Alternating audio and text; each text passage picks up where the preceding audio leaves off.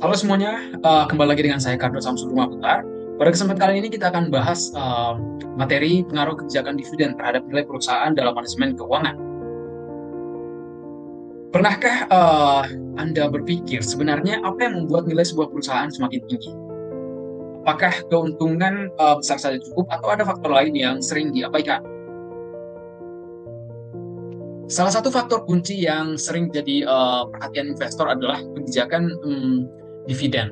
Apakah perusahaan bayar dividen tinggi atau justru menahan laba untuk ekspansi?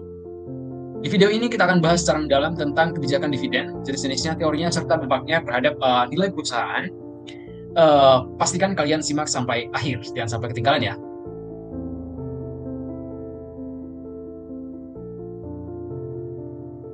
Kita masuk yang pertama adalah pengertian dividen. Jadi dividen adalah pembagian laba perusahaan kepada pemegang saham sebagai bentuk imbal hasil atas investasi mereka. Dividen bisa diberikan dalam bentuk tunai atau saham, tergantung pada kebijakan perusahaan tentunya.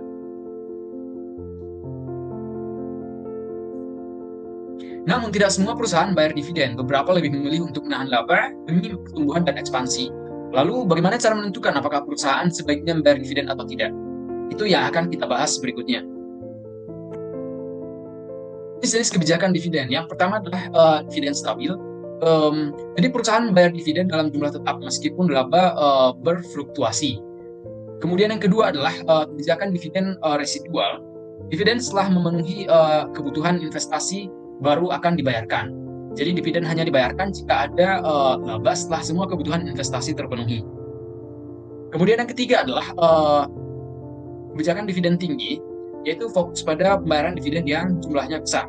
Dan kebijakan dividen rendah fokus pada reinvestasi laba untuk ekspansi. Selanjutnya adalah faktor-faktor yang mempengaruhi kebijakan dividen. Yang pertama, profitabilitas perusahaan, di mana semakin besar laba, semakin besar kemungkinan perusahaan membayar dividen. Kemudian yang kedua adalah stabilitas pendapatan. Perusahaan dengan pendapatan stabil lebih cenderung bayar dividen rutin. Yang selanjutnya adalah kebutuhan investasi atau kebutuhan pendanaan eksternal. Jika perusahaan butuh dana untuk ekspansi, dividen bisa ditahan. Selanjutnya adalah likuiditas perusahaan. Perusahaan harus memiliki kas yang cukup untuk membayar dividen. Dan dilanjutkan dengan struktur modal. Jika utang tinggi, cenderung perusahaan akan menurunkan dividen. Dan yang terakhir adalah preferensi pemegang saham. Preferensi investor juga tentunya mempengaruhi keputusan dividen. Jika mendapatkan dana dari luar, perusahaan bisa lebih fleksibel dalam kebijakan dividen. Tapi kita perlu tahu bahwa kebijakan dividen bukan hanya soal laba, tapi juga tentang strategi jangka panjang perusahaan. Kita lanjutkan dengan teori-teori kebijakan dividen. Yang pertama, teori irrelevansi Modigliani dan Miller 1958. Jadi dividen tidak mempengaruhi nilai perusahaan. Yang penting adalah profitabilitas menurut teori tersebut. Kemudian yang kedua adalah teori signaling. Jadi dividen tinggi bisa menjadi sinyal bahwa perusahaan sehat secara finansial. Yang ketiga adalah teori bird in the hand. Jadi investor lebih suka dividen karena lebih pasti dibandingkan dengan capital gain. Dividen sekarang lebih dihargai daripada keuntungan masa depan. Selanjutnya adalah teori pecking order theory, yaitu di mana perusahaan mengutamakan pendanaan internal sebelum pendanaan eksternal. Kita lanjutkan dengan pengaruh kebijakan dividen terhadap nilai perusahaan. Kebijakan dividen dapat mempengaruhi harga saham dan kepercayaan investor tentunya. Jadi jika dividen stabil dan tinggi, saham bisa lebih menarik. Namun jika perusahaan lebih memilih ekspansi, dividen bisa ditahan demi pertumbuhan jangka panjang.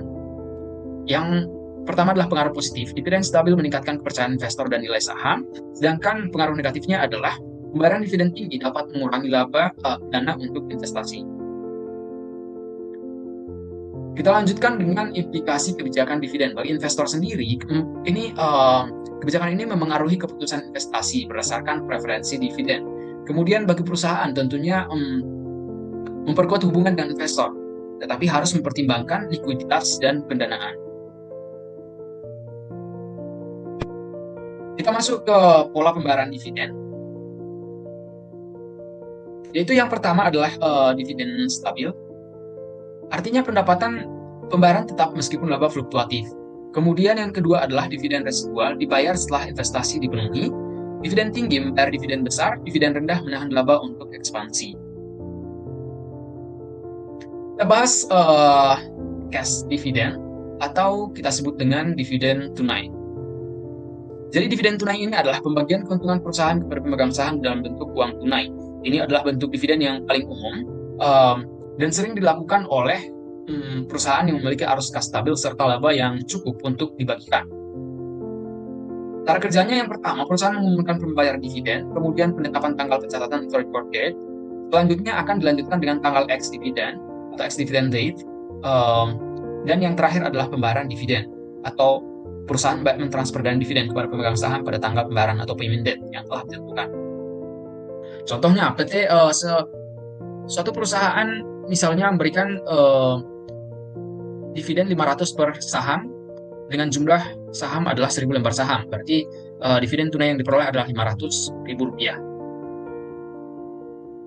Keuntungan dan kekurangan dividen tunai ini tentu ada. Untuk keuntungannya itu memberikan pendapatan langsung pada investor, sedangkan kemudian yang kedua, menarik bagi investor yang mencari pendapatan pasif. Sedangkan untuk kekurangannya yaitu mengurangi kas perusahaan yang bisa digunakan untuk ekspansi dan juga bisa menjadi sinyal bahwa perusahaan tidak memiliki banyak peluang investasi. Kita lanjutkan dengan stok dividen. Jadi stok dividen ini atau dividen saham adalah dividen yang dibayarkan dalam bentuk tambahan saham, bukan uang tunai. Ini berarti perusahaan membagikan saham tambahan kepada pemegang saham yang ada tanpa mengurangi kas perusahaan. Keuntungan untuk contohnya adalah misalnya dividen saham 10% untuk 1.000 lembar saham, jadi mendapat 100 saham tambahan 10% dari 1.000 lembar saham. Dividen saham juga memiliki keuntungan dan kekurangan. Keuntungannya yaitu tidak mengurangi kas perusahaan tentunya. Kemudian yang kedua memungkinkan perusahaan mempertahankan modal untuk ekspansi. Untuk kekurangannya, nilai kepemilikan saham bisa terdilusi. Kemudian investor yang membutuhkan dividen tunai juga tidak mendapat keuntungan langsung. Yang selanjutnya adalah pembelian kembali saham atau share repurchase. Share repurchase atau buyback saham adalah kebijakan di mana perusahaan membeli kembali sahamnya dari pasar terbuka.